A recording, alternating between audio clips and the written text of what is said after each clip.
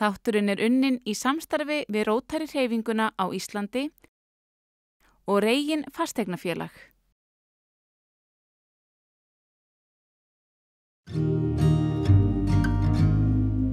Þetta Jennifer Jones.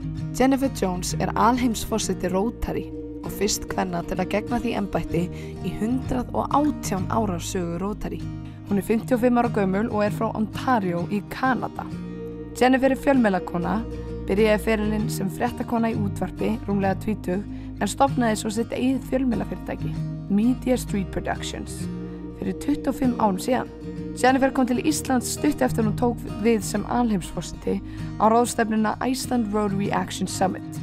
Þar gaf hún sér tíma til að segja okkur sína leið í lífinu, frá alls konar ævintýrum og áskorunum, ferlinum sínum og frá Rotary, en ekki síst hvernig hún varð alheimsforseti einna stærstu og virtustu mannúðarsamtaka heims með 1,4 milljónir meðlima.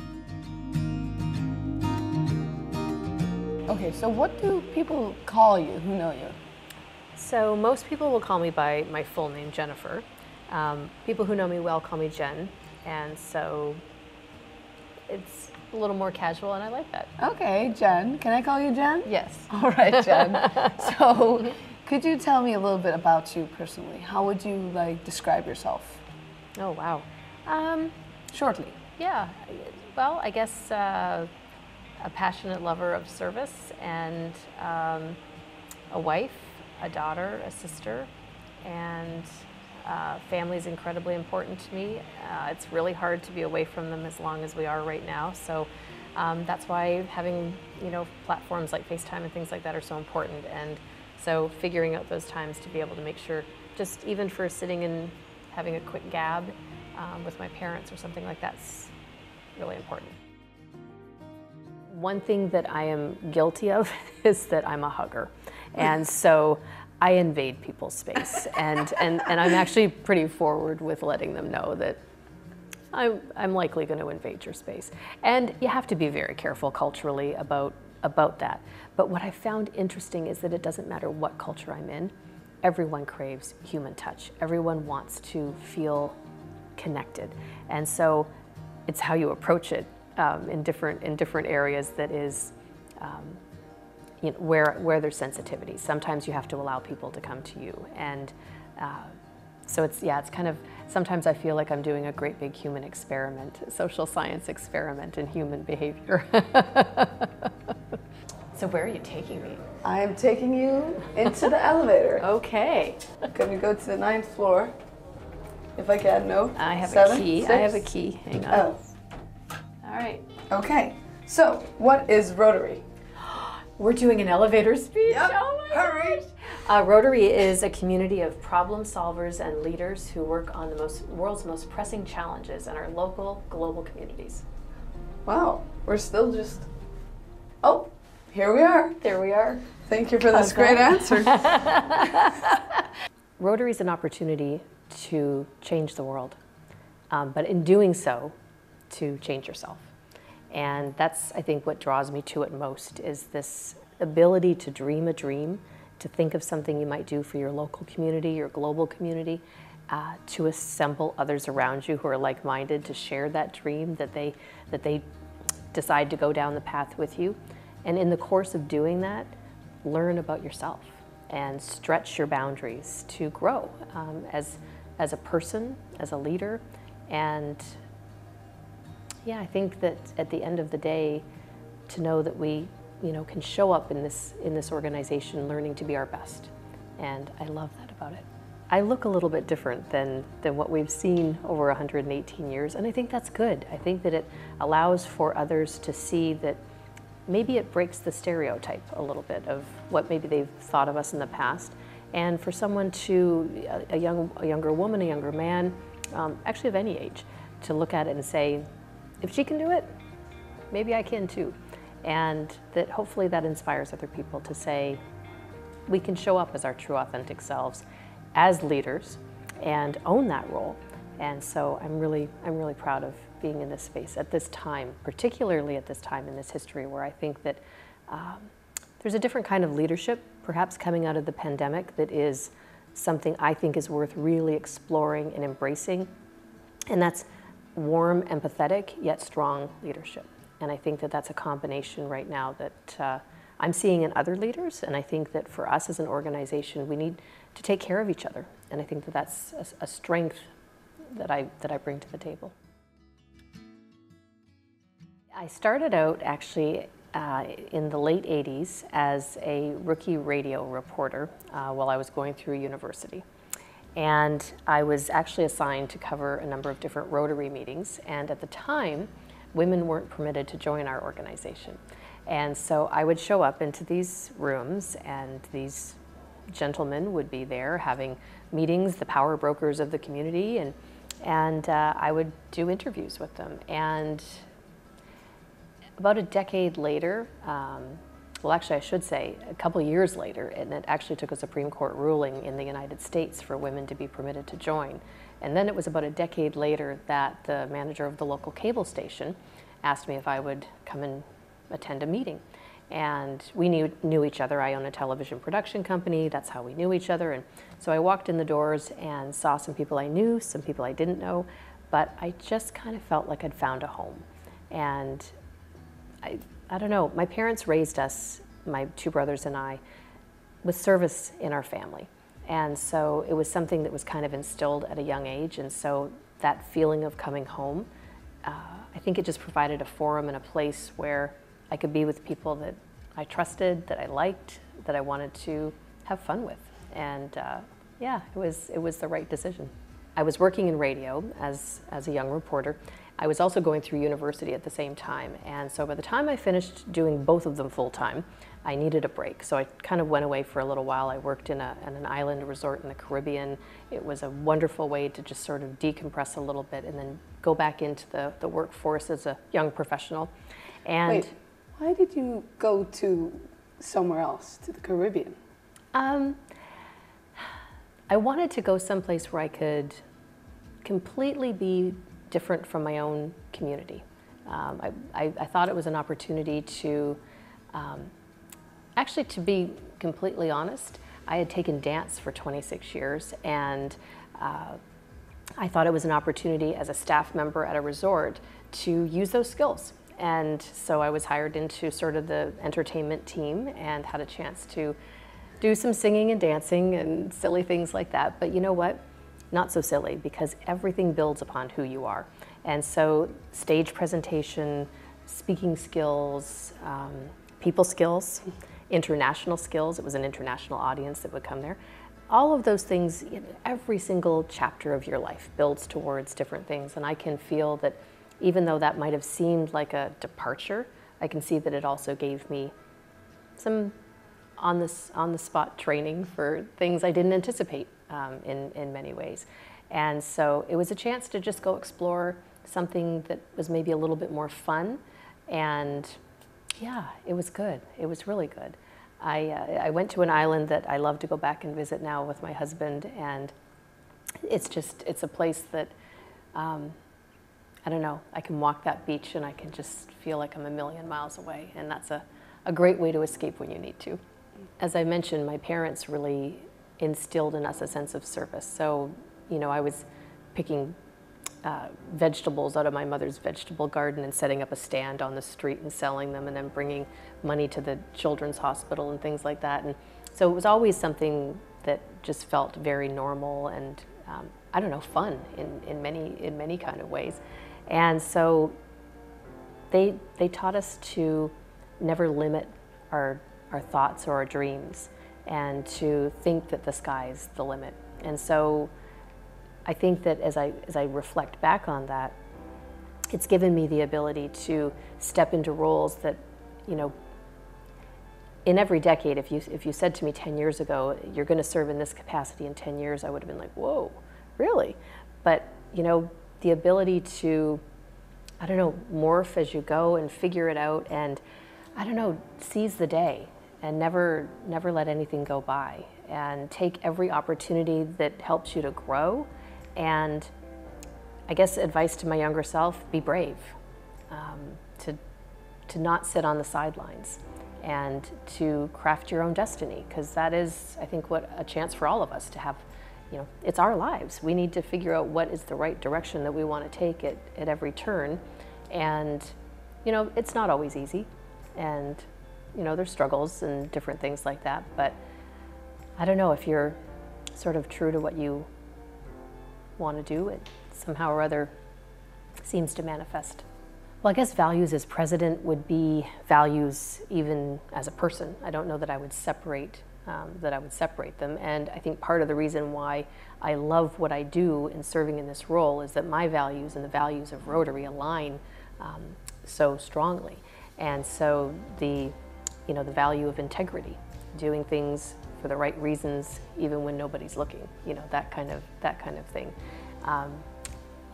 Just the value of, kindness and leadership. Those are, some of our values, and I think that opportunity to focus on them, both personally and in my vocational life, but also in my service life, is a great opportunity to be able to intertwine them.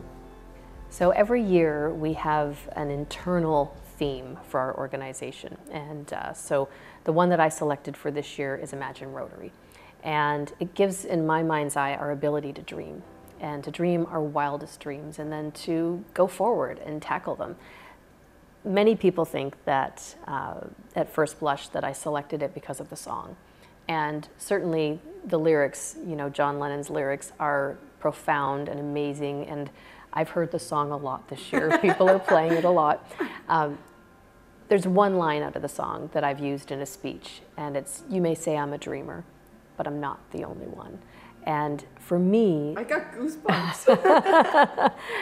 that's the essence of what it is. It's helping people to lift up and say, we're all capable of dreaming, and that this role isn't about me, it's about us.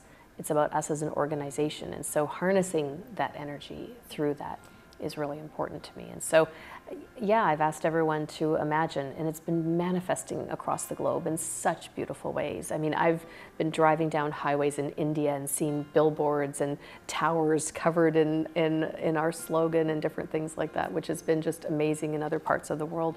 And yeah, I see it empowering people, giving them freedom to think and to dream. I got here because I was qualified. I didn't get here because it was, it's the time we should have a woman. I had to put in the work just like my male colleagues did. And so at the point in time that I was selected, it's because I had gone through varying steps within our organization that all of my male colleagues had as well. And at the point when I interviewed, I was, as they shared with me, the right person at the right time in the right year to take us forward in the way that we were moving. And I was selected during the pandemic and through a virtual interview, and which was really fascinating, with 17 different people on the nominating committee. And yeah, it was a really interesting experience. And so, I think that in many ways, if I look back on it, if I look back on it honestly, I think my communication skill probably was a strength for me at that point. And so I had tried a couple years earlier unsuccessfully, and I think that where we were at that point in time in our organization and our global history, our world, what we were going through, I think that having the ability to communicate was a fundamental and critical skill set for this role. Have you ever thought, I can't do this? Well, I always thought that I would never jump out of a plane, and unfortunately I did end up doing it. It was crazy, yes. We had a youth exchange son that, Brazilian, but lives in New Zealand now, and we went to go visit, and he was running the marketing for a skydiving company. And so he said, you're gonna have to dive when you're here, and I'm like, I am not jumping out of a perfectly good plane. That is just not happening. And he took us on a hike up a mountain, a big mountain. It was great, a really good rugged hike. And we were coming down, quite honestly, pretty exhausted. And we were about 5 minutes away from the end when he said, "Great news, guys, 2 spots just opened up. We're going right to the diving shop." And I was like, no. go. And anyway, we went, and I think I was just so exhausted that I was like, okay, let's try it. And so 14,000 feet later, tipping out of this plane, and I know lots of people have done it and everything else, but that was something I thought I would never do. But my husband and I, we love adventure. So we've climbed Kilimanjaro, we've done lots of cycling trips and things like that. And yeah, don't climb it. The mountain tried to kill me.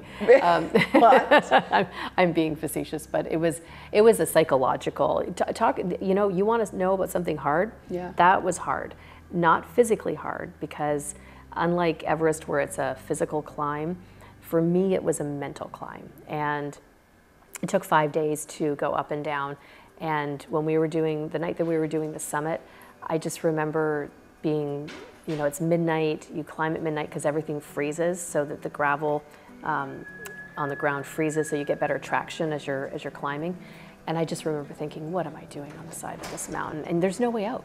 I mean, if something happens, they take you down in a wheelbarrow. So, you know, it's kind of, it plays with your mind. So digging deep, to stay calm, to stay focused, to stay like in the moment, was really, that was a challenge. And so I had to do a lot of personal work as I was going through that, and just then trying to also at the same time be in the moment. And we had guides that were singing songs in Swahili, and the stars overhead were just a tapestry of stars, and trying to just soak that in, and at the same time not panic. Thank you for bringing me here. Well, thank you, because I am really honored to be able to do this interview with you. I think it's really fun. Thank you. But because I'm so honored, I wanted to invite you to my house. I love this. Yes. Okay, this is very fun. Yes. This is my home. We all live like this. Yeah, exactly. Yes. Is this where the elves live? No, it's I've heard just that me. there's supposed to be elves. Yeah, no. Okay. Just sometimes they visit. Yeah. Yeah. So you garden. I like to garden. I mean, that's one of the things I like to do just for some relaxation. Oh. But cooking actually is probably my best relaxation when I get a chance to do it. Really? Have you always done that? Because I'm yeah. terrible at cooking. Yeah, you know what? I love even I don't know. I just get creative with it, and so the whole process of just chopping. Oh, and, yeah. You know, putting It's on some calming. music, pouring a glass of wine, and just I don't know. It's a favorite way, and then to make a meal and share it with our best friends. Oops, beep beep, coming through. Oh, coming through. You know, it's interesting. I've found all along, if you sort of share what it is that you want to do, it's amazing how doors just sometimes seem to open because you let other people know, and a lot of times they'll help you with that. And so not being quiet about your dream, I think, is probably the best advice I could give you. I remember one time a leader that I respect and who I'm very good friends with, and it was in the early stages of our friendship, and I remember him, you know, trying to put that lid on things a little bit, saying, this isn't the way we do things, kind of thing. And I had to stay true to myself, and I had to sort of go back and say, well, no, but this is the way I do it. I don't do it the way you do it. I do it the way I do it. And, you know, we finally came to a place where we both agreed that both ways worked, but I had to stand my ground on it. And so I think, you know, that's applicable in so many different things, whether that's in, you know, our family life or our work life or whatever. Having conviction to believe in what you think is what you want to do or what you think is right, not letting others take you away from your truth. I think we have to recognize what we think is the right thing and then follow it. But how do you do that? Like, because is that possible for anyone to do? Like, in whatever position, to just say, this is what I want to do. This is my dream. This is how I do it. As you say, because don't you ever feel like people are more powerful than you or more like older or whatever? Don't you feel like that has some say? Or I think that's a lifelong journey in building self-confidence, knowing who you are, trusting who you are, and also recognizing that not every day is going to be a perfect day. Yeah. And so there's days when you do have self-doubts and think, Am I in over my head? My goodness, I think that about myself right now. You know, Really? of course. I think some days I'm stepping out and going, am I really doing this? Like, you know, it's imposter syndrome. Like, really, Right, really? right. But I am, and so you own that space and you step up. But yeah, not every day is easy, and so some days, yeah, that's why personal self-good talk is a good thing. You know, and surrounding yourself with the right people. You know, I have had negative people in my life, and I've had to remove them. I don't want. How do you do that? Well, that's we could get a therapy couch right now and lay down and we could talk about that one. No, you know, I think that it's not easy, but I've had some candid conversations with some people to say we can't be friends. This is not a positive relationship for either one of us, and so I will respect you and I will be kind to you, but this can't be our space together. Wow. And yeah, not an easy thing to do, but sometimes things aren't easy. So when I was in my early 40s, I was diagnosed with breast cancer, and that rocked my world. Did not see that coming, and nobody ever does. And so it was defining in many ways. I had to go through a year basically of surgeries and chemotherapy and radiation and different treatments. And you know, it was interesting. I took so much out of that. The kindness of people that reached out, hundreds and hundreds and hundreds of cards. I had a woman who approached me, one of the first cards I received from someone. She said, I wanted to let you know some good advice. Go buy some shoes. and I thought, exactly.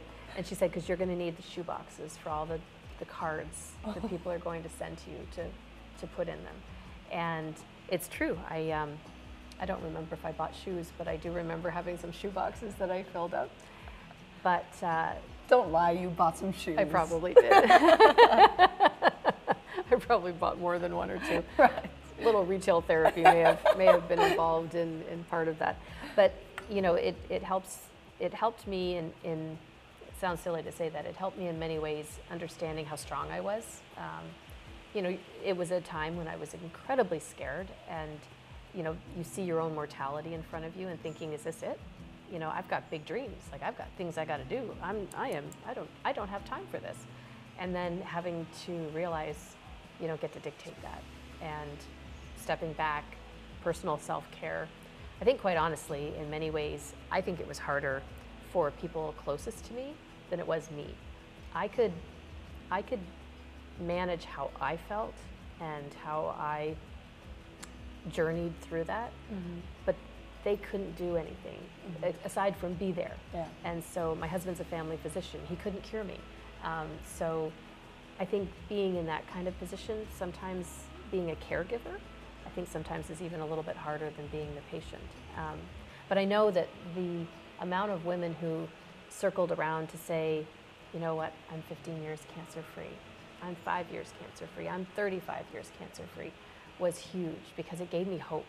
And that there was an opportunity to be treated. And I listened to my doctors. That's what I did. And now I find myself in a position with many, many conversations and women who reach out to say, this is what I'm going through. And it gives me a chance now to be the person who says, I'm 12 years, I'm almost 13 years. And It's goosebumps right well, here. It's yeah. We're all in this together. Yeah. You know, and we have to be good to each other. Yeah. So, and it doesn't work out for everybody. We know that. And so the more we can make sure that people feel supported and loved and Hopeful, hopeful. right? Absolutely. But tell me a little bit about your husband, Oh, Nick. he's cute. How'd you guys meet? So I mentioned that when I was working in radio, I went to work in a Caribbean island, and he actually was a guest. We're from the same city, never would have met in any other way, and at least not anytime soon. And we we just hung out that week because it was like, yeah, you're from Windsor, I'm from Windsor. And then we kept in touch, sort of pen pal for a couple years. I moved to Manhattan for a year and a half after that.